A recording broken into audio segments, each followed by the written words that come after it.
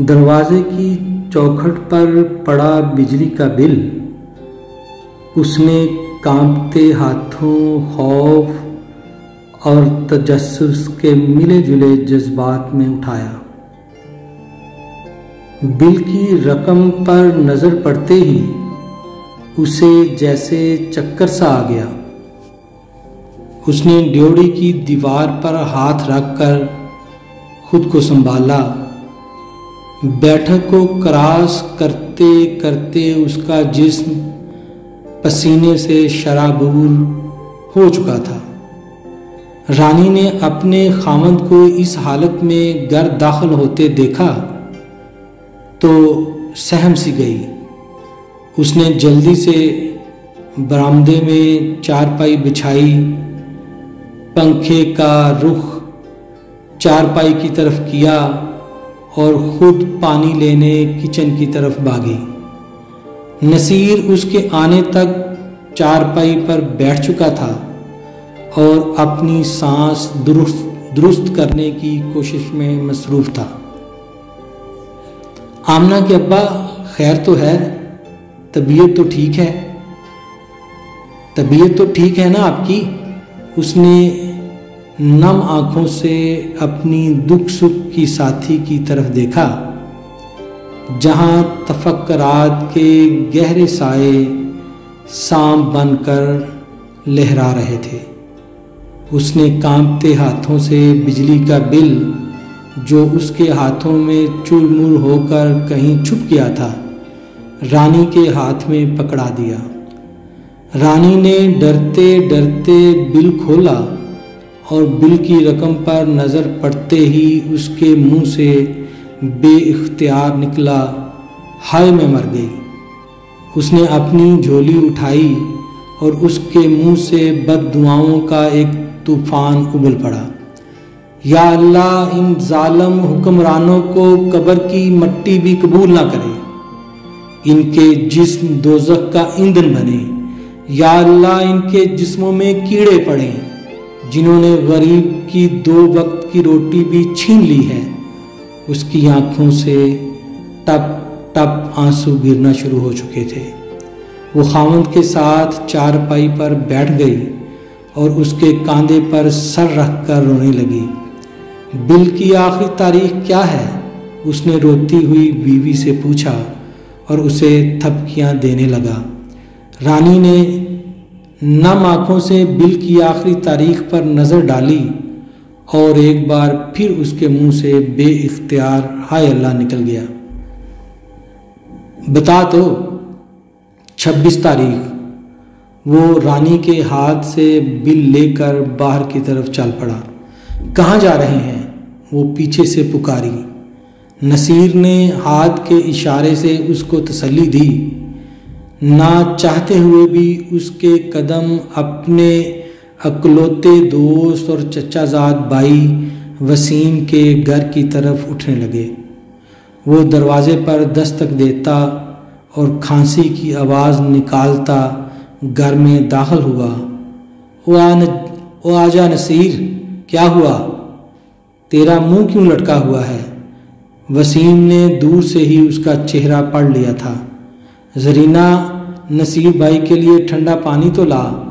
آ بیٹھ۔ وسیم نے بیٹھنے کے لیے چارپائی پر جگہ بنائی۔ نصیر خاموشی سے سر جھکائے بیٹھ گیا۔ اس میں ہمت نہیں ہو رہی تھی کہ کوئی بات کرے۔ کیا بات ہے؟ اتنے چپ کیوں ہو؟ وسیم نے پوچھا۔ اس کے حلق میں تو جیسے کانٹے ٹوٹ رہے تھے۔ خشک گلے اور رندی ہوئی آواز میں وہ بس اتنا ہی بول سکا، وسیم یار، بجلی کا بل بہت آ گیا ہے۔ اور اس کی آنکھوں میں آنسو جھلملانے لگے۔ زرینہ، ذرا اپنا بل بھی لیتی آنا یار، تجھے تو بیٹا باہر سے پیسے بھیج ہی دے گا، میں کیا کروں؟ وہ تلخی سے بولا۔ وسیم نے ایک ٹھنڈی آہ بھری۔ 2 ماہ ہو گئے ہیں، عامر نے 1 روپیہ نہیں بھیجا کہ کام نہیں ہے۔ 2 ماہ کا بل ہے، اس دفعہ ادا نہ ہوا تو میٹر ہی کٹ جائے گا۔ اوپر سے یہ بے غیرت 26 تاریخ لاسٹ ڈیٹ، جب تنخواہ والے لوگوں کی جیبیں بھی خالی ہوتی ہیں، ان کے لیے تو اس وقت 2 وقت کی روٹی پوری کرنا بھی مشکل ہو رہی ہوتی ہے۔ تم ٹھیک کہہ رہے ہو یار، بل تو ناقابل برداشت ہوتا ہی ہے، اوپر سے یہ جو جرمانہ ہے، پچھلے کئی ماہ سے میں اسی وجہ سے کئی 100 روپے اضافی جرمانہ ادا کر رہا ہوں۔ کیا وابڈا والے انسان نہیں؟ کیا انہیں نہیں پتہ کہ تنخواہ 5 سے 7 تاریخ تک کارخانوں میں ملتی ہے؟ نصیر بھائی، انہیں سب پتہ ہے، لیکن ان بیچاروں کا بھی کیا قصور؟ قصور تو ان ظالم حکمرانوں کا ہے جن کی وجہ سے یہ سب کچھ ہو رہا ہے۔ تم خود دیکھ لو، اس بجلی کے بل کی وجہ سے بھائی کے ہاتھوں بھائی قتل ہو رہے ہیں، لوگ خودکشیاں کر رہے ہیں، ماں باپ اپنے بچے گروی رکھوانے پر مجبور ہو رہے ہیں۔ کیا ان سب باتوں کے یہ حکمران جواب دہ نہیں؟ یہ سب انہی کی وجہ سے ہی تو ہو رہا ہے۔ تم درست کہہ رہے ہو، کتنے ہی قسم کے ٹیکس ہماری زندگیوں کے عوض یہ لوگ ہم سے لے رہے ہیں۔ ہم نے تو ان بجلی گھروں کے بھی پیسے دیے ہیں جو ابھی بنے بھی نہیں تھے۔ اب جرمانوں کو بھی نہیں دیکھ لو، یہ 26 تاریخ اگر نہیں رکھیں گے تو یہ 10 سے 15 تاریخ رکھ کر جرمانوں سے ہاتھ دھو بیٹھیں گے۔ اسی لیے وہ تاریخ رکھتے ہیں جب اکثریت کی جیبیں خالی ہوتی ہیں۔ کیا یہ ظلم نہیں؟ کس کو نہیں پتا کہ یہ عوام کے ساتھ زیادتی ہے؟ خیر، ہم مجبور لوگ تو صرف اللہ کے آگے فریاد ہی کر سکتے ہیں۔ اچھا، ابھی 2-3 دن باقی ہیں، میں کچھ کرتا ہوں۔ وہ لجاجت سے وسیم کو دیکھنے لگا، کہا نا انشاءاللہ کچھ نہ کچھ ہو جائے گا۔ یہ انشاءاللہ بھی ہم جیسے بے سہاروں کے لیے ایک بہت بڑا سہارا ہے۔ اللہ پاک تم پر کرم فرمائے۔ پریشانی میں اس کے لیے بیٹھنا بھی محال ہو رہا تھا۔ وہ اللہ حافظ کہتے ہوئے اٹھ کھڑا ہوا۔ وہ بیٹھ یار، جانے دے، جا کر آمنہ کی ماں کو تسلی دوں، کہیں رو رو کر اپنا برا حال نہ کر بیٹھے۔ گھر کی طرف قدم بڑھاتے ہی اس کی سوچ کے گھوڑے بے لگام ہو کر ذہن کی سڑک پر سرپٹ دوڑنے لگے تھے۔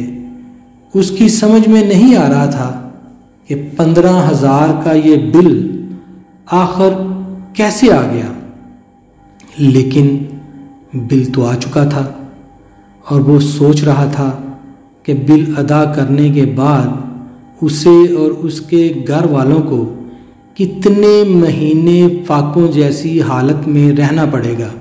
یا اللہ، یہ اتنی شدید گرمی کے 3 ماہ کیوں آتے ہیں؟ وہ اپنے آپ سے خود کلامی کرتے ہوئے چلا جا رہا تھا۔ کئی بار اس کے قدم بے خیالی میں مختلف رکاوٹوں سے ٹکرائے تھے اور وہ گرتے گرتے بچا تھا۔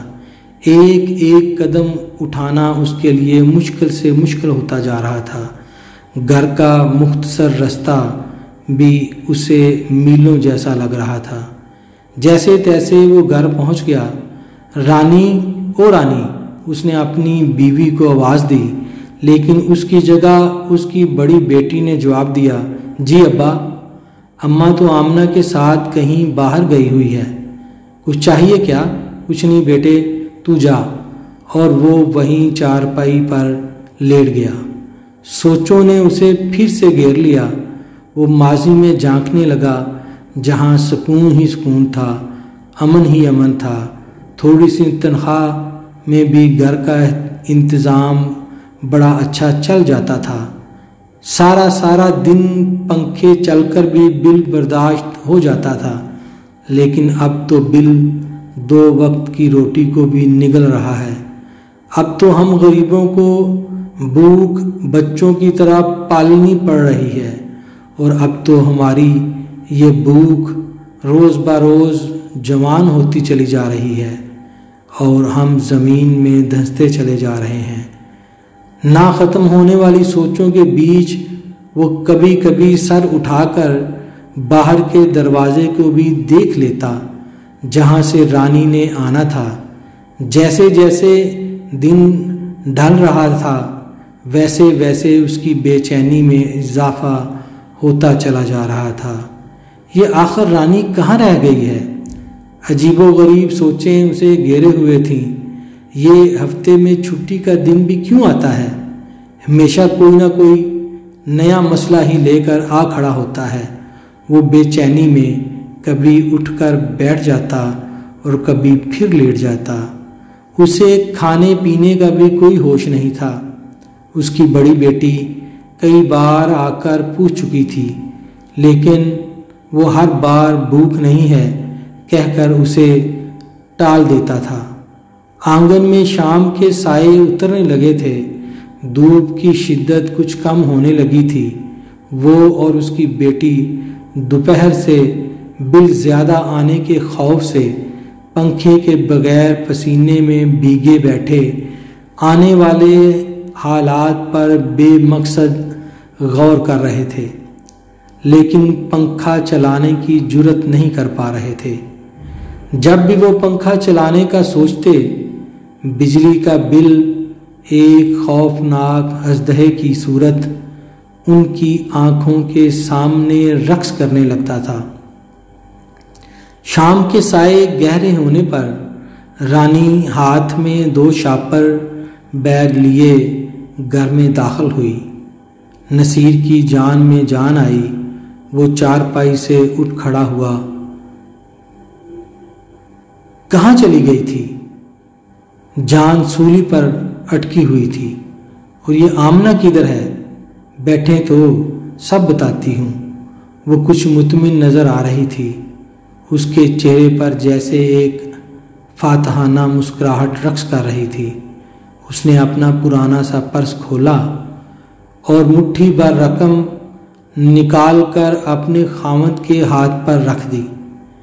نصیر کا ہاتھ کانپ کر رہ گیا۔ آنے والے خدشات کالے ناگ کی طرح اس کو ڈسنے لگے تھے۔ اس نے لرزتی آواز میں پوچھا، یہ کیا ہے؟ آپ کو پتہ ہی ہے، اپنے حیات صاحب کی بیگم کب سے میرے پیچھے پڑی ہوئی تھی کہ آمنہ کو میرے پاس چھوڑ جا۔ یہ میری ذمہ داری میں تو آج اسے ان کے ہاں چھوڑ آئی ہوں۔ یہ ایڈوانس اسی کے کام کا ہے۔ نصیر کی آنکھیں غم اور غصے سے لال انگارہ ہو گئیں۔ اس کی آنکھیں پہلے نم ہوئیں اور پھر ان سے 2 موٹے موٹے آنسوؤں کے قطرے چھلک کر اس کے گالوں پر پھیل گئے۔ لرزتے ہاتھوں میں پکڑے ہوئے پیسے اس کے ہاتھ سے چھوٹ کر زمین پر کہیں بکھر گئے۔ لڑکھڑاتی زبان سے وہ فقط اتنا ہی کہہ سکا، افسوس۔ ایک اور رضوانہ بجلی کے بل کی بھینٹ چڑھ گئی۔